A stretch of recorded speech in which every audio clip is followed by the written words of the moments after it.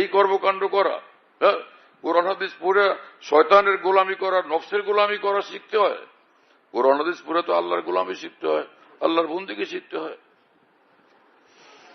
চতুর্দিকে এখন কিয়ামতের পূর্বে চতুর্দিকে এরকম ভয়ঙ্কর অবস্থা হইতে থাকবে এবং এগুলো কমবে না, বাড়তে থাকবে। রাসূল আকরাম সাল্লাল্লাহু আলাইহি ওয়াসাল্লাম বলছেন, উলামাউন শাররুমান তাহতা আদিমিস সামা। কিয়ামতের পূর্বে এইরকম আলেম ওলামা তৈরি হবে যারা পৃথিবীর সব মাখলুকদের থেকে নিকৃষ্ট, পৃথিবীর মধ্যে সমস্ত মাখলুক থেকে নিকৃষ্ট। আসমানের এই চাদরের নিচে, আসমানের এই দেহের নিচে, চামড়ার নিচে এই সবচেয়ে নিকৃষ্ট মানুষ হবে একদল ওলামা।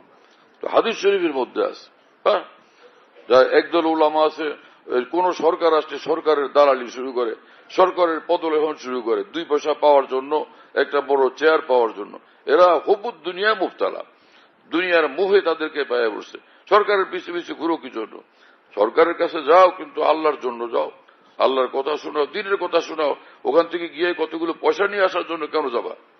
হ্যাঁ, এবং এদেরকে হাদিস শরীফে বলা হয়েছে লুসুসুদ দুনিয়া, এদের দুনিয়ার চোর চামার, এগুলো হাদিস শরীফে আছে এই কথা, হয় না? লুসুসুদ দুনিয়া তারা। ফাইজা খালাতাহুম, যারা তাদের সঙ্গে মেলামেশা করবে দুনিয়ার জন্য, এরা সব চোরের দল, সে দুনিয়া কামানোর জন্য সেখানে ঘুরতেছে। এইরকমও করা চাই না, কথা বুঝুন নাই? আমির উমারাদের পিছনে পিছনে ঘুরতে থাকা পয়সার জন্য কেন? আল্লাহ যথেষ্ট না রিজিক দেওয়ার জন্য?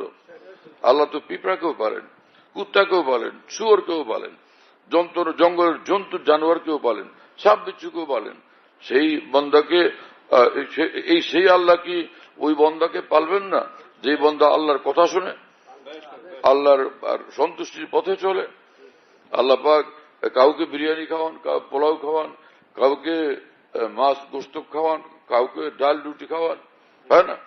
তো যাকে যে পরিমাণ দেন আল্লাহ, সেটার উপরে শুকর করা চাই এবং বস সবর করা চাই যে বাকিটা গিয়ে জান্নাতে খাবো।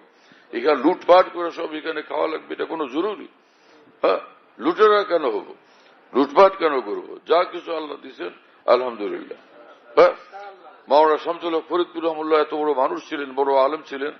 তিনি গহরডাঙ্গা লালবাগ মাদ্রাসা প্রতিষ্ঠা করছেন, ফরিদাবাদ মাদ্রাসা প্রতিষ্ঠা করছেন, গহরডাঙ্গা মাদ্রাসা প্রতিষ্ঠা করছেন। কত বড় বড় প্রতিষ্ঠান, যেখান থেকে হাজার হাজার আলেম ওলামা তৈরি হয়েছে পর্যন্ত এবং হইতেছে। সেই মাওলানা শামসুল হক ফরিদপুর রহমতুল্লাহর খাদিম ছিলেন যে মাদারীপুরের বাসগাড়ির মাওলানা ফজলুর রহমান সাহেব রহমতুল্লাহ আলাইহি। তিনি আমাকে শুনেছেন যে তিনি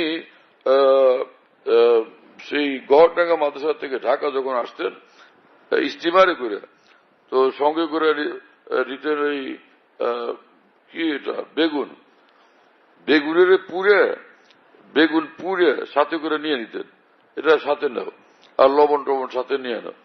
স্টিমারের মধ্যে যখন খাওয়ার সময় হতো, ভাত কটাটি কিনে নিয়ে আসো, আর এই যে বেগুন ভর্তা বানাও, সে বেগুন ভর্তা দিয়ে খায়, বাস মাশাআল্লাহ।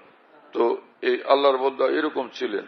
হ্যাঁ, তো সেই বেগুন ভর্তার ভাত, এটা কি তাকে জাহান্নামে নিয়ে গেছে না জান্নাতে নিয়ে গেছে? এক খানা হলো যে জান্নাতে নিয়ে যায়, আর এক খানা সেই খানা যেটা জাহান্নামে নিয়ে যায়।